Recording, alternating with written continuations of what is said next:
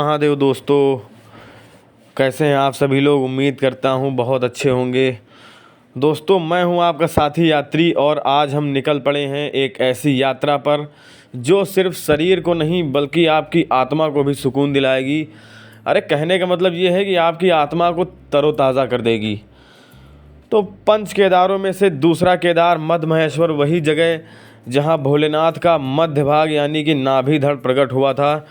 इस यात्रा को शुरू करने से पहले मैं आपको बता दूं, मैं उम्मीद करता हूं कि यह यात्रा आपके दिमाग से सारी निगेटिव एनर्जी निकाल कर और आपकी आत्मा को, दिमाग को तृप्त कर देगी। तो हमारी यात्रा शुरू होती है लखनऊ से। लखनऊ से हम लोग ट्रेन से पहुँचे हरिद्वार। आप अपनी यात्रा अपने प्राइवेट कार या ट्रेन या बस किसी चीज़ से भी शुरू करेंगे। आपको सबसे पहले हरिद्वार आना पड़ेगा। हरिद्वार से जो लोग बस से जाना चाहते हैं उनको बस मिलेगी सुबह 4 बजे से सुबह 6 बजे तक बस मिलेगी, जो आपको लेकर जाएगी ऊखीमठ तक। ऊखीमठ के सुंदर नज़ारों को एक्सप्लोर करते हुए आप पहुँचेंगे कैब से राशि गांव, और राशि गांव से आपकी मध्य महेश्वर की पैदल यात्रा शुरू होती है। राशि गांव से थोड़ा आगे अकतौली धार तक भी कुछ कैब ले जाती हैं और वहां से आपको पैदल यात्रा करके जाना होगा मध्य महेश्वर के मंदिर तक।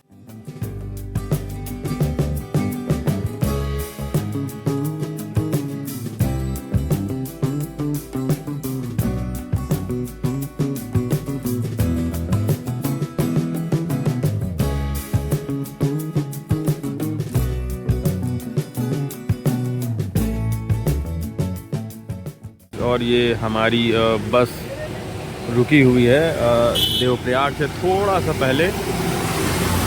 और मैंने इस पूरी यात्रा में जो फील किया है कि आपको यहाँ आकर ज़्यादा चटपटा और पराठा खाने से बेहतर ये है कि आप फ्रूट्स खाइए।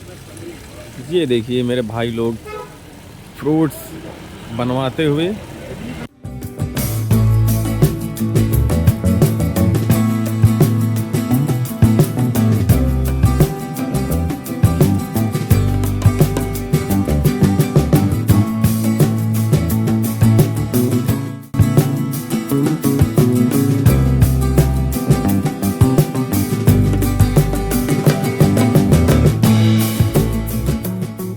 तो हम लोग आ चुके हैं ऊखीमठ बस से। हरिद्वार से हमने बस पकड़ी थी, ऊखीमठ आ गए हैं।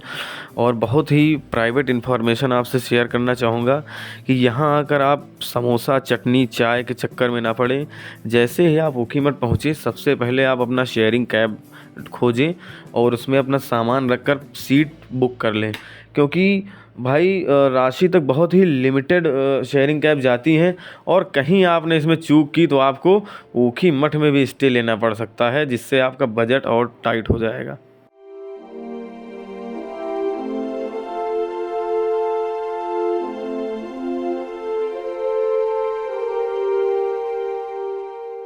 ऊखीमठ से राशि होकर हम लोग पहुँचे अकतौली धार और यहाँ के बेहतरीन नज़ारों का लुत्फ़ उठाते हुए हम लोग, और रास्ते में लगभग 32 किलोमीटर का डिस्टेंस कवर करने में हम लोगों को लग गए 1.5 घंटे। वो ऊपर नीचे दाएं बाएं वाले वो रास्ते, सफ़र का मज़ा ही आ गया। और अब हम लोग अकतौली धार के इन नज़ारों को पूरी तरीके से फ़ील करते हुए और इन पहाड़ों को निहारते हुए, और ये नदी जो एकदम दूध की धारा की तरह बहती हुई। और अब ये हम लोग पहुँचे होटल माउंटेन व्यू। यहाँ पर हम लोगों ने अपना पहला स्टे लिया, क्योंकि कल सुबह पैदल यात्रा यहीं से शुरू होगी। और ये हमारे होटल के जो ओनर थे दिलबर बिष्ट भैया और सुशीला भाभी, जो कि बहुत ही अच्छे स्वभाव और नेचर के थे। हमने इनसे पूरी बातचीत की है, जो कि भी आगे वीडियो में हम आपको दिखाएंगे। इस होटल का व्यू देखिए, नज़ारे देखिए, कितनी सुंदर सुंदर पेंटिंग। ये सब देखकर ही आपको इतना अच्छा फील होगा कि आपको लगेगा कि वाह क्या जगह चुनी है मैंने यात्रा के लिए। और ये हमारे सब मित्रगण पूरा थक चुके हैं बस में यात्रा करते हुए और एकदम बेड मिलते ही सो जाने की फिराक में। लेकिन दिलबर भैया की बातें, और अब हम आपको आगे चल के दिखाते हैं अपने रूम की कंडीशन।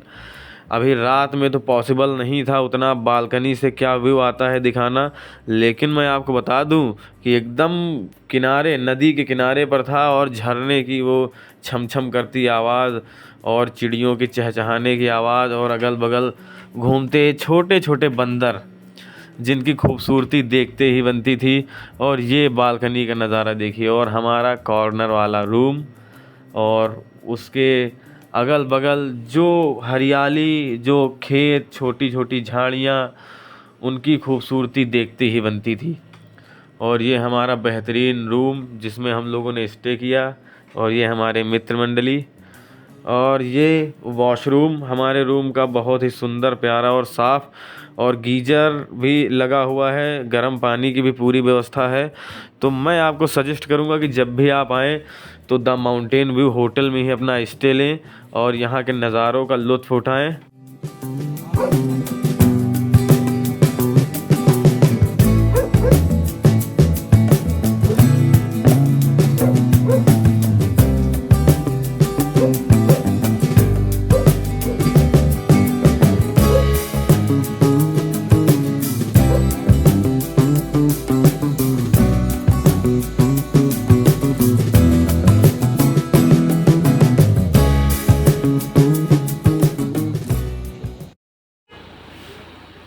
तो हेलो दोस्तों, कैसे हैं आप सभी लोग। उम्मीद करता हूं कि आप बहुत अच्छे होंगे और मैं भी बहुत अच्छा हूं। और अभी हम लोग मद्महेश्वर धाम की यात्रा के दूसरे दिन में हैं और राशि गांव से थोड़ा आगे आ चुके हैं हम लोग अकतोली धार में।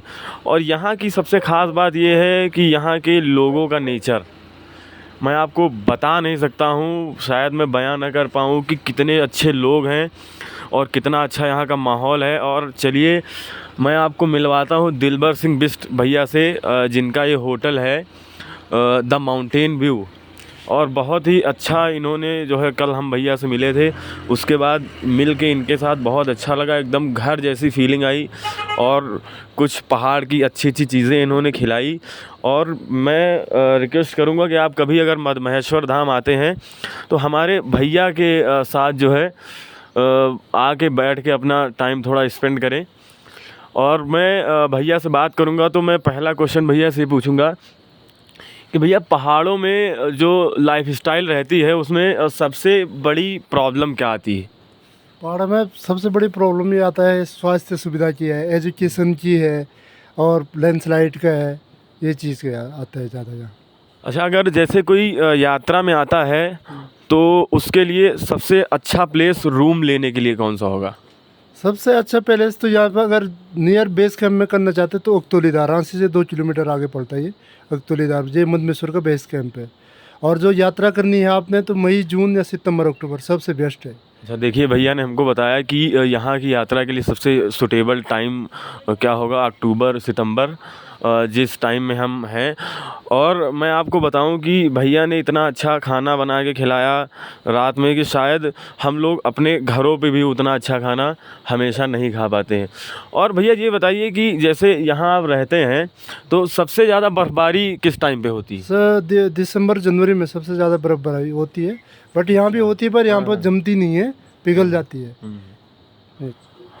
और दूसरी चीज़ आप ये बताइए कि जैसे यहाँ के गांव, राशि गांव जैसे पीछे है और आप यहाँ पे बिज़नेस करते हैं, ये आपका जो होटल है, तो इसका रूम का चार्ज वगैरह कैसे क्या है। रूम का चार्ज नॉर्मली 1000-1500, जैसे वो विंटर में तो और कम हो जाता है, या जुलाई अगस्त में बरसात में भी कम हो जाता है, 800-700, वे ज़्यादा नहीं है, मतलब लास्ट 1500 है, 1200, 1000, जब पिक रहता है तो 12-15 ऐसे होता है।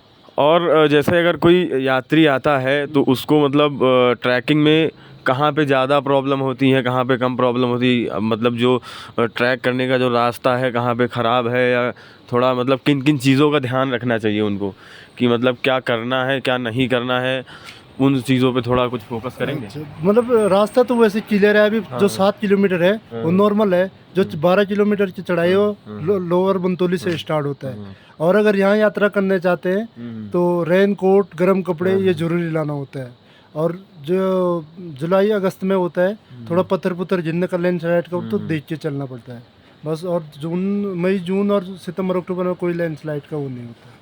देखिए और सबसे बड़ी चीज़ भैया ये बताइए कि जैसे मद महेश्वर सभी लोग यात्रा करने आते हैं, तो यहाँ की हिस्ट्री क्या है कि मतलब क्यों इतना फेमस है, या शिव भगवान शिव से जुड़ा हुआ ये पंच केदारों में से दूसरा पंच केदार है, तो इसका हिस्ट्री इतिहास इसका क्या है, थोड़ा उस पर जैसे बताइए। भगवान के पंच केदार हैं, ये दूसरे स्थान पर आते हैं। यहाँ पर भगवान की नाभि की पूजा होती हाँ है, हाँ ठीक है। जी और ये पांडवों का बनाया हुआ मंदिर है, सतयुग से है। जी जी, तो यहाँ पर जो पुजारी होते हैं दक्षिण भारत के होते हैं दक्षिण भारत। जी। और ओके। इसका जैसे ओपनिंग का वो होता है मई में, और लास्ट नवंबर में इसकी क्लोजिंग डेट होती है। इस बार 18 नवंबर को क्लोज हो जाएंगे। इसकी शीतकालीन पूजा ओंकारेश्वर मंदिर ऊंची-मठ में होती है। और अब हम बहुत अच्छे जो है मतलब भैया से हमने बात की, उसके बाद इनकी वाइफ जो हैं सुशीला बिष्ट जी, जिनका खुद का भी एक व्लॉगिंग चैनल है, और मैम से हम लोग बात करेंगे। और मैम की वीडियोस हमने देखी है खुद चैनल पे जा कर के, अभी रात में हम लोग देख रहे थे। बहुत ही काबिले तारीफ़, और जितनी तारीफ़ की जाए उतने कम। उन्होंने इस पहाड़ी माहौल को, पहाड़ी कल्चर को कैसे उसमें शो किया है, कैसे दिखाया है। और आप सभी लोगों से रिक्वेस्ट है कि मैम के चैनल को एक बार ज़रूर सब्सक्राइब करेंगे, और उस पर इस पहाड़ी नेचर को और मद महेश्वर के आसपास में कैसा माहौल रहता है, गांवों के बारे में कैसा क्या रहता है। जैसे यात्रा करने हम लोग आते हैं तो हम लोग उस अपने ट्रैक के बारे में, या उस मंदिर के बारे में, या भगवान शिव के बारे में तो जान लेते हैं, लेकिन जो पहाड़ी गांवों लोकल का जो माहौल है उसके बारे में कैसे जानते हैं। तो चलिए आइए, हमारे साथ में है सुशीला बिष्ट मैम, और मैम का मैं स्वागत करता हूं अपने चैनल पे। और मैम से मैं सबसे पहले यही पूछूंगा कि ये जो गांव की कल्चर लाइफ है। सबसे पहले तो प्रणाम भैया हाँ, आपको, जी, जी। और प्रणाम मेरी पूरी यूट्यूब फैमिली को। तो गांव क्या पूछना चाहते हैं आप गांव इधर? की कैसे एग्रीकल्चरल लाइफ, मतलब खेती की लाइफ कैसे रहती है, या गांव में लोगों का कल्चर कैसा रहता है, कैसे रहते हैं, उनका डेली लाइफ क्या रहता है। डेली लाइफ तो यही रहता है, अपना घर संभालना होता है, बच्चे संभालना होता है, साथ में खेती संभालनी होती है। और जैसे हम जिन जिन के होटल होते हैं तो अपना घर के साथ साथ होटल जी। का भी संभाल लेते हैं। होटल भी ऐसा नहीं है कि हमने यहाँ पे कोई दूसरा बंदा बाहर का रखा हुआ है, नहीं, हम हस्बैंड वाइफ और साथ में ससुर जी, हम तीनों ही मिलके होटल संभालते हैं। और कल्चर तो आप देख ही सकते हैं, जो हमारा इधर का जो कल्चर है वो आप हमारे यूट्यूब चैनल के थ्रू भी देख सकते हैं। और जो भैया जी आए हैं तो थोड़ा बहुत भैया जी इधर का कल्चर भी भैया जी अपने चैनल के माध्यम से आपको दिखा सकते हैं। अच्छा, मैं सबसे मतलब इम्पॉर्टेंट मैम से ये जानना चाहता हूँ कि मैंने अभी इनके चैनल पे देखा था कि कितना हार्ड वर्किंग होते हैं ये लोग। कि जैसे ये खेतों में काम कर रही थी, लकड़ी तोड़ना, या वो गोबर का वो उपले ये सब इकट्ठे करना, तो ये इतनी पॉजिटिव एनर्जी कहाँ से डेवलप होती है आप लोगों में जो। ये भैया पैदाइशी है। अच्छा, मतलब मैम का कहने का मतलब है वो बाय बर्थ है। बचपन से हाँ, हमारे दादी दादा लोगों ने यही काम कर रहा है, माँ बाप लोगों ने यही काम करा है, और उनको देख देख के हमारी भी एक हैबिट बन गई है कि बस यही करना है, यही करते आए हैं। अच्छा, जैसे मैम दूसरी सिटीज़ में होता है कि जैसे कभी ऐसा मन नहीं हुआ कि यहाँ से निकल के कहीं बड़े शहर जाके वहाँ से पैसा कमा के जो है मतलब ये भी कर सकते, क्योंकि यहाँ मैंने देखा है कि बहुत स्ट्रगलिंग लाइफ है थोड़ा। जैसे मैं आपके चैनल पे देख रहा था कि कैसे आप लकड़ियाँ तोड़ रही थी ये वो, तो अगर मतलब ऐसे कभी ऐसा मन में नहीं है कि अपने इस कल्चर को छोड़ के कहीं उधर शहर की ओर जाए। हमारे भैया ऐसा कि अगर हम सोच भी लें एक सेकंड के लिए और चले भी जाए एक दिन के लिए, हमें ये होगा कि हम कब घर जाए, हमें सूट ही नहीं होती वो चीज़। बाहर का जो शोर शराबा है, जो प्रदूषण है, वो हमें सूट ही नहीं होता। हम वहाँ खाना भी नहीं खा पाएंगे, ये होता है। एक दिन मैं परसों ही गई थी, जब थोड़ा हस्बैंड जी की तबीयत खराब थी, तो श्रीनगर तक गई थी, मेरे पैर सूज गए थे। गर्मी, मतलब इतनी गर्मी मेरे को वहाँ, हम ऐसे ठंडे इलाके के हैं तो हमें यहाँ का हम बाहर रहेंगे तो इतनी जल्दी सूट नहीं हो पाएगा। मतलब सरवाइव, मैम का कहने का मतलब है कि वहाँ सरवाइव नहीं कर पाएंगे। और दूसरा मैम का कहने का मतलब ये है कि वो अपने कल्चर से उनको इतना अटैचमेंट है हमें इधर कि ही पसंद है। हाँ, कि हमें इधर यहाँ से लगाव है और यहीं रहना पसंद है। यहीं रहना पसंद है, और यही हम लोगों को भी पसंद है। ये जो लोग आ रहे हैं, ये ट्रैकिंग कर रहे हैं, या यहाँ आके इस नेचर को, इस कल्चर को अगर जानने की कोशिश कर रहे हैं, तो ये हम लोग भी चाहते हैं, लेकिन समस्या ये है कि हम लोग भी ज़्यादा लंबे टाइम के लिए यहाँ सर्वाइव नहीं कर पाएंगे। नहीं कर पाएंगे। बस अगर आप लोग भी जो भी बाहर से आते हैं वो भी यहाँ पे 1-2 दिन ही उनको ठीक लगेगा, बाकी अगर ज़्यादा दिन रुकेंगे तो खुद पे खुद उनको भी अटपटा लगेगा, क्योंकि वहाँ का बचपन से आप दूसरे माहौल में पले बड़े हुए हैं। तो और ऐसे ही हमारे साथ भी मैम जैसे घर के साथ में, जैसे आपका घर है, आपकी भाई बच्चे भी होंगे और भी फैमिली भी होगी, उसके साथ साथ में ये जो होटल आपका है, ये माउंटेन व्यू, और जो इतना अच्छा आपने चूल्हे पे खाना बना के खिलाया हम लोगों को कल, उसके लिए हमेशा ये एक हम लोगों की लाइफ टाइम की मेमोरी बन गई है। तो मैम से मैं ये जानना चाहता हूँ कि कैसे दोनों चीज़ों को बैलेंस करके चलें। बस भैया एक आदत सी बन गई है और एक हैबिट बन गई है कि ये करना है। और यहाँ पे बहुत सारे भैया लोग भी आए हैं और जो कि हमारे साथ यूट्यूब के माध्यम से भी जुड़े हुए हैं और इंस्टाग्राम के माध्यम से भी जुड़े हुए हैं। तो भैया तो इंस्टाग्राम पे बहुत भैया बोलते हैं कि दीदी आपके हाथ के खाने की बहुत याद आ रही है, चूल्हे की रोटी की बहुत याद आती है। जो चले गए वो भैया जी मिस करते हैं इस चीज़ को और यहाँ की खाने को, यहाँ का जो रहन सहन है। अभी मैं सबसे ज़रूरी बात मैं ये आपसे जानना चाहूँगा कि जैसे कि आप यहाँ पहाड़ी कल्चर में हैं, लोगों का उतना मतलब इतना अपने काम में व्यस्त रहते हैं या बिज़ी रहते हैं, तो मतलब ये व्लॉगिंग या अपने कल्चर को सोशल मीडिया पर इतना वायरल करने की कोशिश बहुत कम रहती है। तो आपके अंदर से ये कहाँ ये पॉजिटिव थॉट आया कि मतलब ये कर सकते हैं? ये भैया ऐसा कि अभी 1.5-2 साल मेरे बच्चे पहले 1.5-2 साल पहले जी। मेरे बच्चे ने ब्लॉगिंग स्टार्ट करी थी। अच्छा। बच्चे ने 2-3 ब्लॉग डाल कितने के। साल का है आपका बेटा? मेरा बेटा 13 साल का है। अच्छा, 13 साल का हाँ, मैम का बेटा है। तो उसने 2-3 ब्लॉगिंग करके हाँ। डाल दिया। तो मैंने पता नहीं उसी से ध्यान आया, मैंने एक दिन उसका अपने यूट्यूब उसमें देखा कि चैनल में कि इसके ब्लॉगिंग करी है। मुझे भी नहीं पता था इसने ये करके अपलोड करा है। जी। तो मैंने कहा यार बच्चे ने सही कर रखा है, मैं एक बार मैं भी ट्राई कर लूँ। मतलब मैंने अपने बच्चे से सीखा है कि मैं भी ट्राई कर लूँ तो कैसा रहेगा। तो मैंने ट्राई कर लिया, 1-2 वीडियो बनाई, ठीक लगा। फिर मुझे एक ये हो गया कि हाँ यार सही है, कर लेती हूँ अपने काम के साथ। तो मैम के कहने का मतलब ये है कि सीखने की कोई उम्र नहीं होती है। मैम ने देखे अपने बच्चे से सीख कर और वीडियो बनाना शुरू किया। तो मेरी जितने भी ये यात्री यहाँ पर मद महेश्वर धाम की यात्रा करने आ रहे हैं, दोस्तों आपसे रिक्वेस्ट है कि जब भी मद महेश्वर धाम आइए, हमारे इस द माउंटेन व्यू होटल ज़रूर आइए और मैम के हाथ के का बना खाना एक बार चेक करके देखिए। एक बार आप खाएंगे ना, मैं प्रॉमिस करता हूँ कभी जीवन में भूल ही नहीं पाएंगे कि क्या पहाड़ों में ऐसा भी खाना मिलता है। ये मैम होता है ना कि जैसे लोग ज़्यादातर केदार की यात्रा करते हैं, वहाँ इतना क्राउड है कि लोगों को अच्छा ट्रीटमेंट मिल नहीं पाता है, तो लोग उसका निगेटिव रिस्पॉन्स देते हैं। लेकिन मद महेश्वर धाम में जब मैं आया और यहाँ आके जब मैम से मिला और भैया से मिला और यहाँ का जो माहौल नेचर देखा ना, तब जाके भाई दिल को तसल्ली मिली कि हाँ पहाड़ों में भी लाइफ कैसी होती है।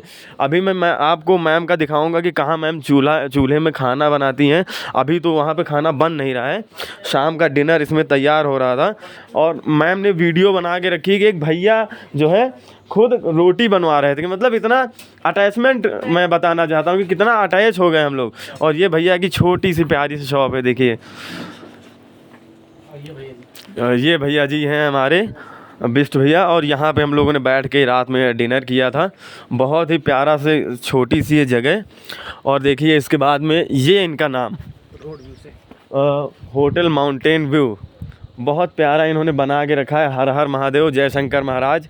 और यहाँ से हमारी यात्रा का शुरू होगा आज दूसरा दिन, और आज से हम शुरू करेंगे अपना बेहतरीन ट्रैक।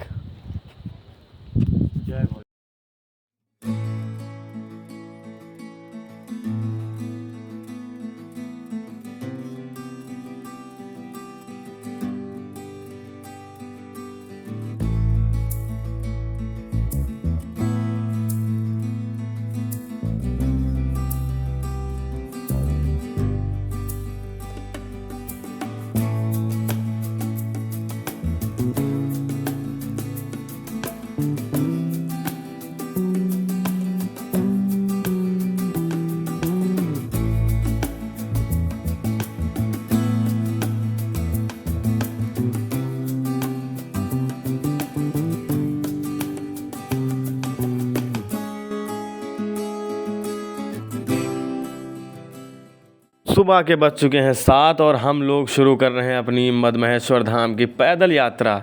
चमकते हुए चेहरों का राज आपको बता दूं कि अभी हम लोग जाएंगे 4 किलोमीटर इस पहाड़ी के नीचे और पहुंचेंगे गोंडार गांव, जहां से हमारी कठिन यात्रा शुरू होगी। अभी तो हम लोग बहुत आसान फेज़ में हैं, ये खिलखिला रहे हैं सब। गोंडार गांव के बाद इनके पसीने छूटने वाले हैं।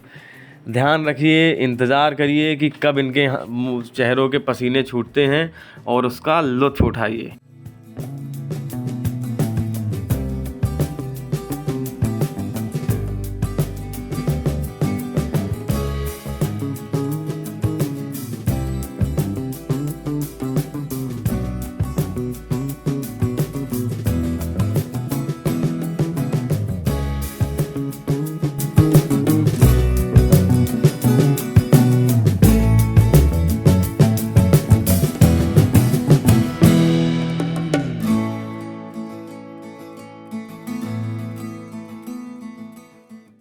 दोस्तों, हम लोग अपनी यात्रा में आगे बढ़ते हुए पहुंच चुके हैं पहले झरने के पास, और इस झरने का नाम है भीमसी झरना। बहुत ही खूबसूरत और प्यारा नज़ारा। शायद मुझे लगता है आपको मेरी आवाज़ भले बेहतर सुनाई न दे रही हो, लेकिन इस झरने की आवाज़ आपको बहुत ही बेहतर और बहुत ही प्यारी सुनाई दे रही होगी, और शायद यही ज़रूरी भी है। देखिए कैसे रोड के नीचे से निकलता है झरना, बहुत ही खूबसूरत नज़ारे। और यहाँ से गोंडार गांव की दूरी जो है वो 2.50 और श्री मदमहेश्वर 12.550 किलोमीटर है। और देखिए लोग कैसे इसी पानी को पीते हैं। आप इसको देखकर इससे अंदाज़ा लगा सकते हैं कि इस पानी की क्वालिटी कितनी बेहतर होगी कि लोग उसी पानी को पीते हैं जो उस भीमसी झरने से निकल रहा है। और इस भीमसी झरने को के और भी पार्ट हैं, जैसे देखिए दूसरा पार्ट इसका ये है। Wow, what a wonderful view. देखकर पूरा मन प्रसन्न हो गया है। कितना बेहतरीन और लाजवाब झरना। और शायद आप एक चीज़ को नहीं फील कर पाएंगे, जो इस झरने से कुछ पानी की बूंदें मेरे चेहरे पर पड़ रही हैं और मेरे हाथों को छू कर गुजर रही हैं, वो शायद ही आप इस वीडियो में महसूस ना कर पाएँ। उसके लिए केवल एक ही रास्ता है कि आपको इस मदमहेश्वर के ट्रैक पर आना ही होगा। और मेरे भाई आके आप इसको जब फील करेंगे ना, पानी की क्वालिटी देखिए कितना बेहतरीन और लाजवाब पानी है। इस नीले रंग को देखकर एकदम ये आंखें भर आई हैं कि कितना खूबसूरत नज़ारा है। और वो पानी की बूंदें नहीं दिख रही हैं जो मेरे चेहरे पर पड़ रही हैं, जिससे कि इस पूरी यात्रा की अभी तक जितनी भी थकान थी वो सारी दूर हो गई है। देखिए यहाँ पर लोग कैसे फ़ोटो खिंचा रहे हैं। और ये एक ट्रैक में ही बीच में आपको एक ये पुल भी मिलेगा इसी झरने के ऊपर से, जिसकी खूबसूरती बहुत लाजवाब है। देखिए झरना। मेरे भाई अगर ज़िंदगी में ये सब आपको फील करना है ना, तो आपको निकलना होगा अपने घरों से और आना होगा। देखिए कैसे रैम्बो बन रहा है। वाओ, मज़ा आ गया मेरे भाई। भीमसी झरने की खूबसूरती को देखकर एकदम मन में जो खुशी आ उठी है ना, वो मैं आपको बयां नहीं कर सकता हूँ मेरे भाई। उसके लिए ना आपको एक बार आना ही पड़ेगा। यहाँ मदमहेश्वर ट्रैक में पड़ता है भीमसी का ये झरना। और देखिए कैसे लोग उसको अपने फ़ोन में कैद करना चाह रहे हैं। फ़ोन में आप केवल इसकी खूबसूरती कैद कर सकते हैं भाई, लेकिन जो वो फील है ना, उसके लिए आपको यहाँ खुद चल के आना पड़ेगा।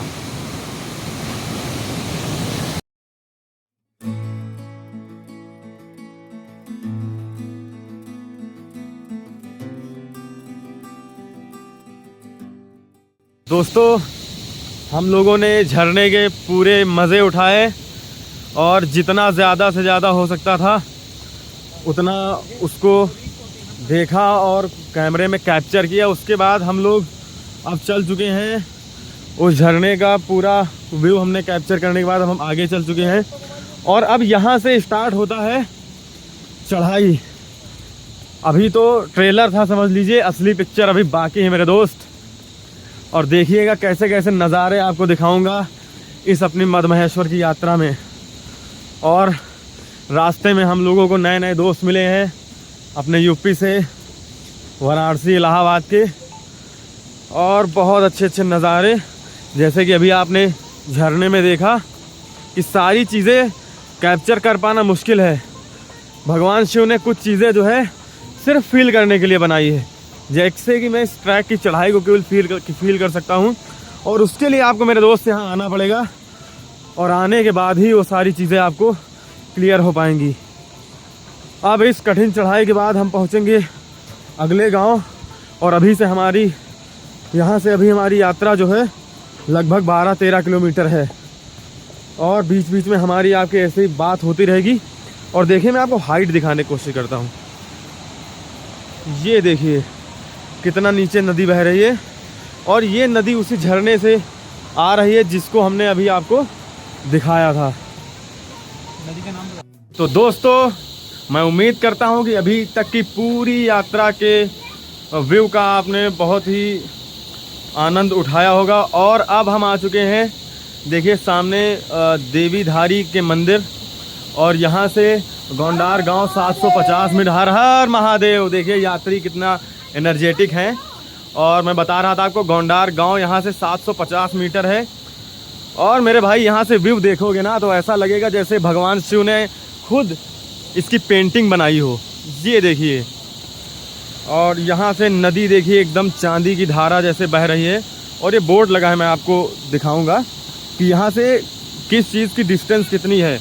गोंडार गांव 750 मीटर, और बंतोली 2.425 मीटर, नानू 5.750 किलोमीटर, और मद्महेश्वर 11.5 किलोमीटर। और ये है देवीधारी का मंदिर।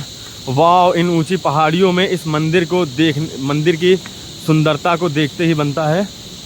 मैं व्यू दिखाता हूँ आपको। जय माता दी। और ये देखिए, इस नदी का लुत्फ उठाइए और इसकी आवाज़ सुनिए। ऐसा लग रहा है कि जैसे चांदी की रेखा की तरह बह रही है। और इस नदी का दृश्य देखते ही बनता है। और दोस्तों, ये मधुधारा की जो गंगा नदी है, इसकी जो आवाज़ है बहुत खूबसूरत है। और मैं आपको एक चीज़ और दिखाना चाहूँगा कि देखिए कैसे डस्टबिन बनी हुई है, कूड़ा घर। और भाई मेरे भाई, मेरी बात माने ना तो ये जो लोग रास्ते में कूड़ा फेंक देते हैं, उनको रास्ते में कूड़ा नहीं फेंकना चाहिए। जैसे ये देखिए यहाँ पे ठहराव है और लोगों ने ये छोटी छोटी पन्नियाँ फेंक के रखी हैं। भाई ये जो जंगल के रास्ते हैं ना, इसमें भी भगवान शिव हैं, क्योंकि कहते हैं शंकर हर कंकड़ में है।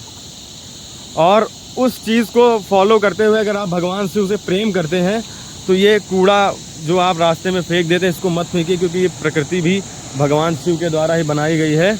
और देखिए यहाँ की गवर्नमेंट ने यहाँ पर लिख के भी रखा है कि आपको कूड़ा नहीं फेंकना है, लेकिन लोग फिर भी कर रहे हैं। तो मेरे भाई याद रखना कि भगवान शिव को डिस्ट्रॉयर के नाम से जाना जाता है।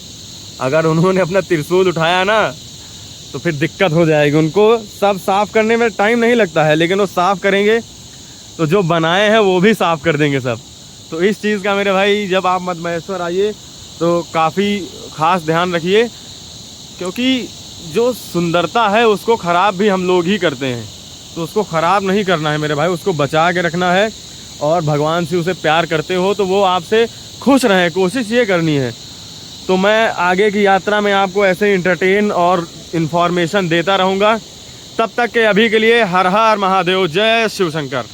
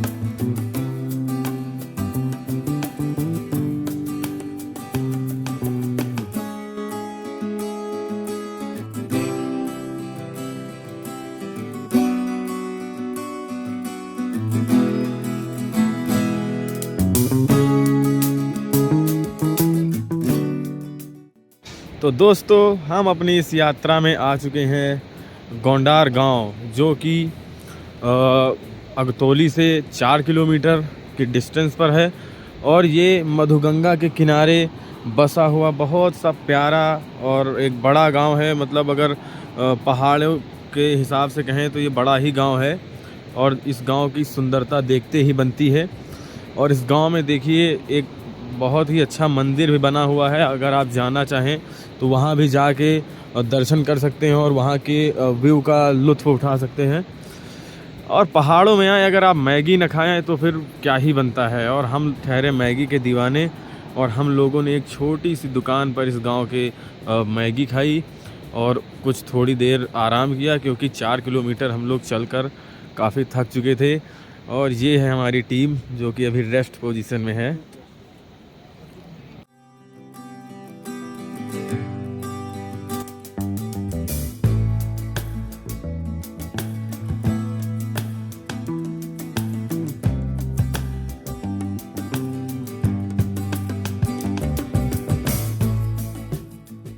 दोस्तों गोंडार से हम लोग निकल चुके हैं और थोड़ी ही दूरी पर वंतौली जाते वक्त बीच में थोड़ा सा स्टे, फोटोग्राफी।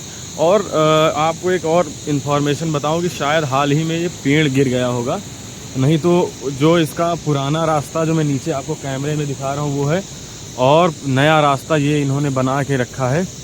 ये उतना सिक्योर नहीं है, इन्होंने मतलब थोड़ा बहुत ऐसे ही आने जाने के लिए रास्ता बना दिया है। और ये देखिए कितना बड़ा और भयानक पेड़ गिरा होगा कि जिससे पूरा रास्ता जो है क्षतिग्रस्त हो गया है। और ये नया बनाया हुआ रास्ता है, वंतौली से अभी थोड़ा पहले ही हैं हम लोग। और इसको भी मैंने सोचा कि कवर करके आपको दिखा दूं, जिससे कि आप देख लें कि देखिए कितना अच्छे तरीके से हाथों से बनाया है उन्होंने, पत्थर वत्थर लगा के पूरा।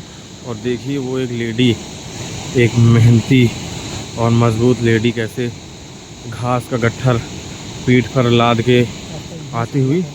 और पुराना रास्ता ये देखिए जहाँ पर ये पेड़ का ये बंडल पड़ा हुआ है, इससे जाकर ये बैरिकेड देख सकते हैं आप, ये रास्ता होगा। और लैंड स्लाइडिंग हुई जिसकी वजह से ये पेड़ गिरा है, उसी के बाद जो है रास्ता ख़राब हो गया, उसके बाद नया रास्ता ये बनाया गया है। हर हर महादेव। ये देखिए कैसे घास लेके जा रही हैं यहाँ के लोकल लोग। और मैंने पहाड़ों पे आके एक चीज़ एक्सपीरियंस की है कि पुरुषों से ज़्यादा यहाँ की महिलाएं बहुत काम करती हैं, बहुत ही मेहनत के साथ। और मोस्टली यहाँ की जो औरतें हैं वही सारे मेन काम या खेतों के काम संभालती हैं। तो ये रास्ता जो मैंने अभी कवर किया है ये अभी नया नया बना है, तो आप अगर आते हैं तो यहाँ पर बहुत ही केयरफुली और ध्यान से, क्योंकि आप देख सकते हैं ये इस रास्ते पे चल रहे हैं हम लोग, और ये बगल में ही खाई है और इतनी गहरी खाई है कि कम से कम होगा एवरेज 100 मीटर ऊपर।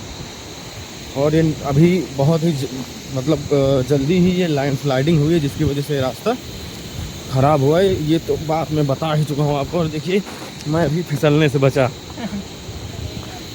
और मेरे भाई लोग बहुत सपोर्ट करते हुए, और इसी तरह आप भी प्यार बनाए रहिए।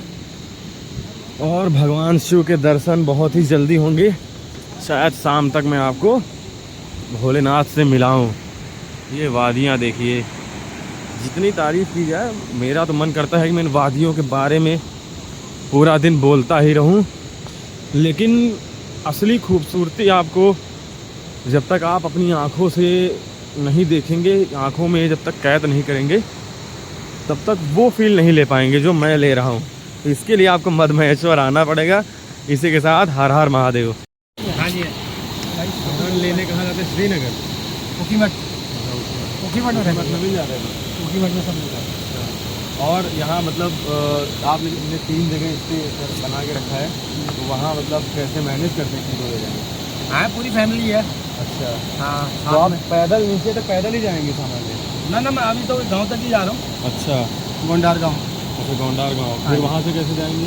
वहाँ से ये बैग में लेके जाऊँगा, थोड़ा बहुत होता है सामान। और भाई बाकी सामान सब्जी वब्जी दाल वाल भाई बाकी खच्चर में ही आता है, खच्चर में। और ऊपर कैसा माहौल है?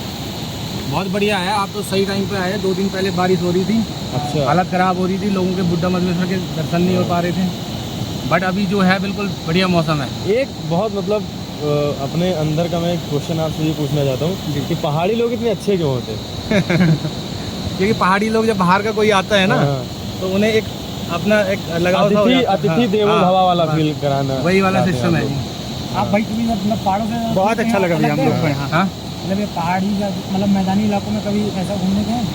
हाँ हाँ, मैदानी इलाकों में सारे लोग रहते हैं यहाँ के। 6 महीनों तो कपाट बंद रहते हैं ना, उस टाइम पे क्या करेंगे? उस टाइम कहाँ रहते हैं भैया? ये गांव तो लास्ट वही है, ये सारे लोग नीचे आ जाते हैं गांव से ऊपर जितने भी है ना। और अच्छा, ऊपर भी बर्फ हो जाती होगी ना जनवरी फरवरी में? यहाँ तक पूरी बर्फ होती है। भैया जो स्टे आप लोगों के हैं तो आपको पूरा लॉक ऑफ करके चले जाते हैं जी। बस ऐसे ही? तो जानवर वानवर है जैसे मान लो कभी वापस आते हैं पहली बार? जानवर नहीं है, जानवर यहाँ इतने ज़्यादा नहीं है। ऐसा है ना, जानवरों के लिए तो अगर जंगल ना हो हाँ तब जाके हाँ, तो आप इस एरिया में आएंगे लोग, घरों में आएंगे। अच्छा। जब इतने बड़े जंगल जानवरों के लिए क्यों आएंगे वो यहाँ? तो मेनली यहाँ जानवर मतलब कैसे कौन जंगली जानवर क्या क्या पाया जाता है? जंगली जानवर में तेंदुआ है, हाँ। और हिरन हो गया, घुरड़ हो गया, और छोटे जो- मोटे ही हैं, ऐसे जो नहीं है। माउंटेन लिपर्ड जिसको बोलते हैं वो- माउंटेन लेपर्ड तो इतने नज़दीक नहीं है, वो हाई एल्टीट्यूड पे पाया जाता है। वो बोलते हैं अगर आप उसको मतलब अगर आपको दिखे जीवन में माउंटेन मतलब हाँ। leopard, तो आप ये मतलब एक तरह से मान लीजिए बहुत रेयर है ये। हाँ। सही ये बहुत अच्छा लग रहा है। हम लोग पहले केदारनाथ गए हैं, वहाँ पे भीड़ भाड़ होगी। अच्छा- हाँ बस भीड़ भाड़ यहाँ नहीं है। यहाँ पे आदमी सुकून के लिए आता है। हाँ, अभी जो सही पीस बात है ना, जब यहाँ तक रोड आ जाएगी वो पीस भी खत्म हो जाएगा। सही बात है। हम लोगों ने बात कर ली, केदारनाथ में आप कहीं भी ट्रैक पे खड़े होकर बात नहीं कर पाएंगे, बिल्कुल इतनी बिल्कुल, भीड़ है। भीड़ है, किसी बार टाइम भी नहीं है। सही बात भी वहाँ के दुकानदार से आप इतनी देर बात नहीं कर नहीं सकते। करेंगे भाई, वो उतना भाव ही नहीं दे दिया। हाँ बैठो तो चाहते हैं जल्दी जाएं यहाँ से। हमारे नेक्स्ट कस्टमर है। हाँ। चलिए भैया, भाई भोजन बनवाता तुम्हारा वहाँ पे, ठीक है? कर लिया भोजन? चलिए हाँ, नाश्ता नहीं, अभी, दोनों करके आ रहे हैं। और जूस आज वूस पीना होता अपना होम स्टे है, कैलाश होम स्टे वहाँ पे ना। हाँ हाँ, तो अभी वहाँ तक चढ़ते चढ़ते तो काफ़ी टाइम भी हो या अगर रुकते हुए रहने रुकने का प्लान हो, हाँ, इसकी आप फोटो ले लो, हाँ, क्योंकि ये हाँ। कैरी करना फिर जेब में कहीं। नहीं नहीं, ये पूरा वीडियो में है भैया, व्लॉग में हम कर देंगे ये। डाल देंगे तो ब्लॉग में डाल देंगे आएगा। पूरा। देखिएगा और चैनल सब्सक्राइब। ये देखिए आपका कार्ड यहीं रखा है किसी ने।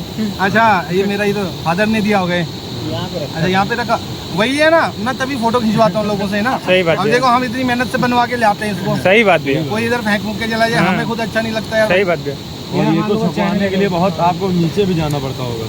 अच्छा, यहाँ कहीं प्रिंट आउट वगैरह भी होता है? नहीं भाई, माइंड फॉर स्माइल लगा। यहाँ पे तो नेट भी नहीं चलेगा यार। एक काम करो, मैं मैसेज में टाइप कर लूँगा, बाद में कर लूँगा। @minds for smile। चलिए भैया, thank you so much. Okay bro. 700-750 बहुत अच्छा सब्सक्राइबर लगा। हैं, हो जाएगा बस एक दो साथ। अच्छा लगेगा। जितने लोग अभी तक मिले सब एक से बढ़ के एक ऐसा मिले। इतना और अच्छा यहाँ के नेचर। लोग भी जो है अभी वो लोग भी ब्लॉग वगैरह बना रहे हैं, हम तो अच्छा लोगों लग के रहा है। वहाँ इतना हाँ, अच्छा काशी लोग में काफी लोग हैं हाँ, ब्लॉग वाले। ब्लॉग वाले तो देखते होंगे तुम। हाँ। क्या वो कूल माउंटेन, नहीं वो माउंटेन कूल पहाड़ी। अच्छा, कूल पहाड़ी। चलिए भैया, थैंक यू सो मच। दोस्तों, हम लोग वनतोली पहुंच चुके हैं और मेरी मित्र मंडली जो है फ़ोटो खिंचाने में व्यस्त है, तो मैंने सोचा क्यों ना वनतोली के बारे में आपको थोड़ा बहुत कुछ इन्फॉर्मेशन दी जाए जो कि आपकी इस यात्रा में काम आए। देखिए, ये आप रोपवे देख रहे होंगे, तो जब बाढ़ आया था तो ये पूरा यहाँ पे पुल जो है टूट गया था, तो उसके बाद यहाँ पे रोपवे से लोग इस तरफ से उस तरफ जाते थे। एक लोग उधर बैठते थे, रस्सी से खींचते थे, तो एक आदमी यहाँ से बैठ के उधर जाता था, फिर जाके वो वापस आती थी। ये जो ट्रॉली आपको दिख रही है, और इसी तरीके से लोग जाते थे। मैं पूरा आपको दिखाता हूँ कि कैसा ये रास्ता था। ये देखिए, ये पुराना रास्ता आपको दिख रहा है, इधर से सब जाते थे। लेकिन जब ये टूट गया तो उसके बाद काम चलाने के लिए यहाँ पे ये रोपवे टाइप का बनाया गया, और उसके बाद अब जो है अभी प्रेजेंट टाइम में जो कंडीशन यहाँ पे है, वहाँ पे एक लकड़ी का पुल नीचे बनाया गया है, जो कि नया रास्ता है।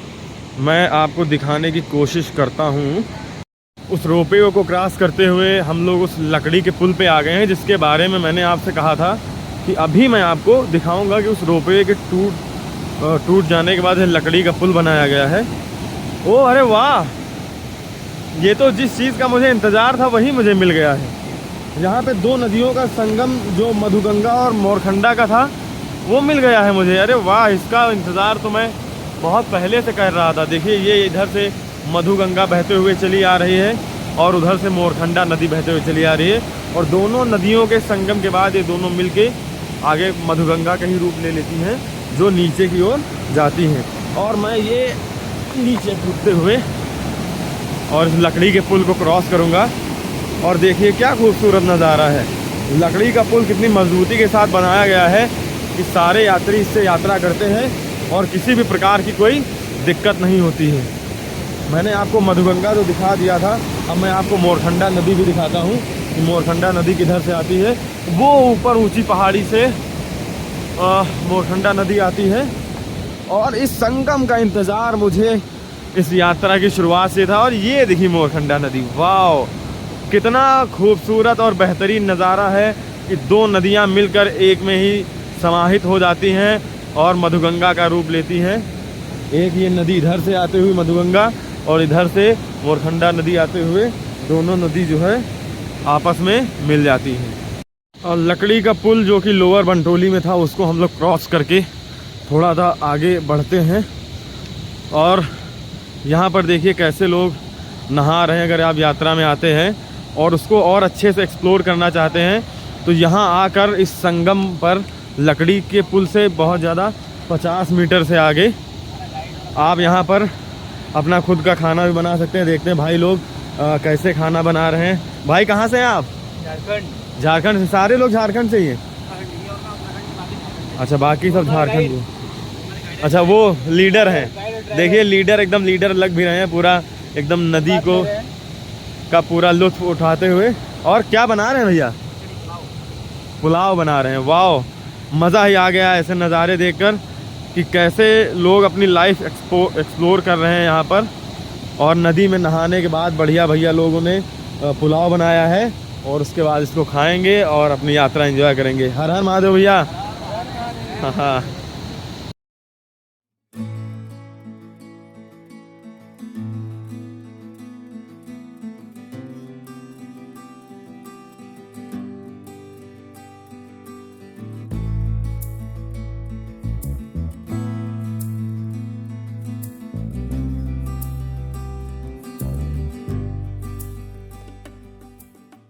एक जगह लिखा मिला है कि हंसते हंसते कट जाएं रास्ते, लेकिन आपको बता दूं ये रास्ते हंसते हंसते तो नहीं कट रहे हैं, क्योंकि रास्ते हैं बहुत कठिन।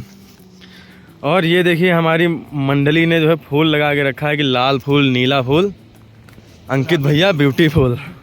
और इसी के साथ साथ आपको और बताऊं कि अभी हम लोगों को इस पहाड़ी के पीछे जाना है, मतलब आगे ये रास्ते हंसते हंसते नहीं कटेंगे और कठिन होते जाएंगे और हम लोगों की सांसें और फूलती जाएंगी। तो अभी हम लोग 12 किलोमीटर चल चुके हैं और लगभग 6 से 7 किलोमीटर और चलना है। नज़ारे बहुत खूबसूरत देखे, लेकिन नज़ारे देखते देखते हालत देखिए क्या हो गई। सारे दोस्तों के चेहरे देखकर ऐसा लग रहा है कि जैसे इनका बस यही मन कर रहा है कि बहस मत करना, बाकी कुछ भी कर लेना। इतना इरिटेट लग रहे हैं। ये हमारे मोटा भाई थोड़ा वेट ज़्यादा होने की वजह से ज़्यादा थक जाते हैं, तो ये थोड़ा धीरे धीरे आ रहे हैं।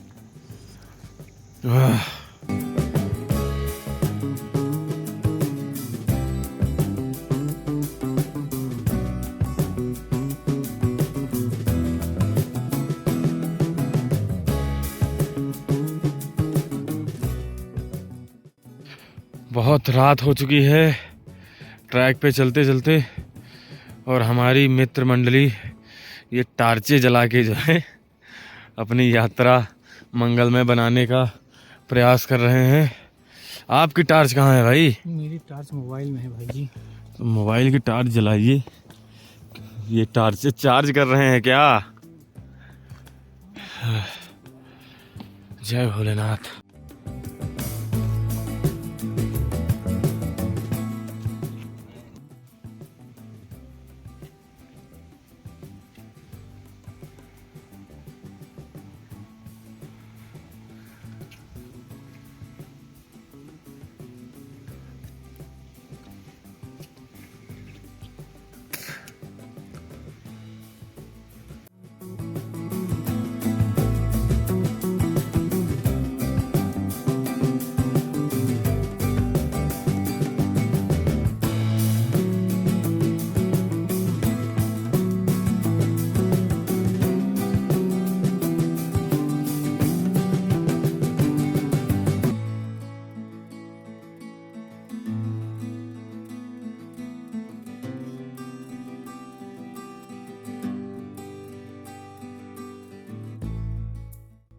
तो फाइनली गाइस हम लोग मंदिर के पास पहुंच चुके हैं और ये देखिए प्रथम दर्शन बाबा के।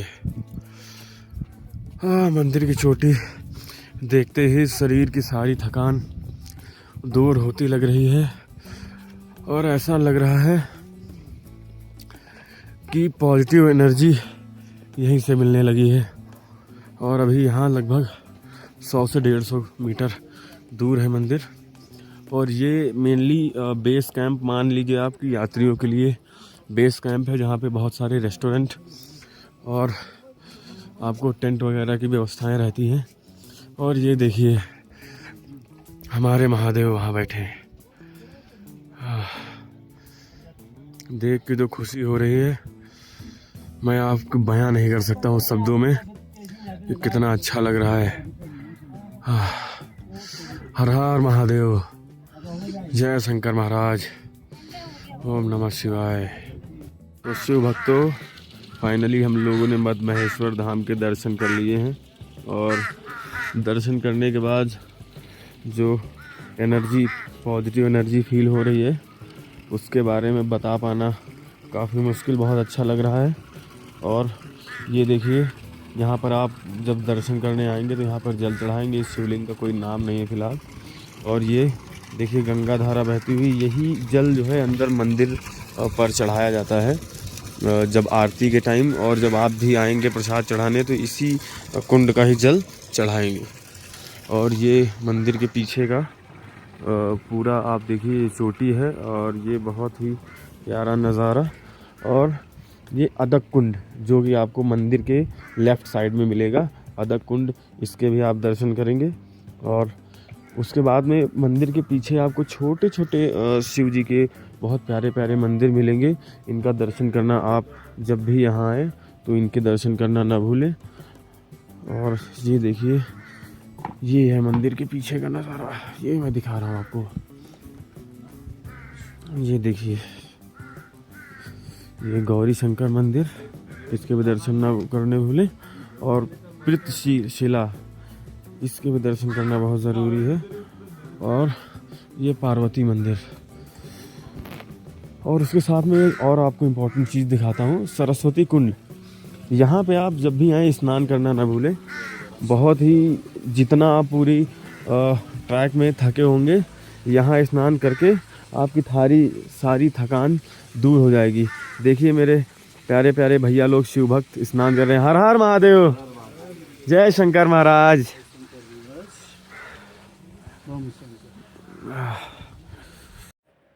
तो दोस्तों हमारा ये मद महेश्वर का ट्रैक यहीं पर समाप्त होता है और उम्मीद करते हैं कि आपको यह बहुत पसंद आया होगा।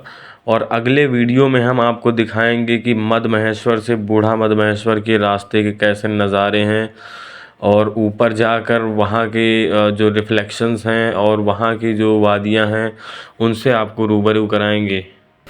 इसी के साथ जय शंकर महाराज।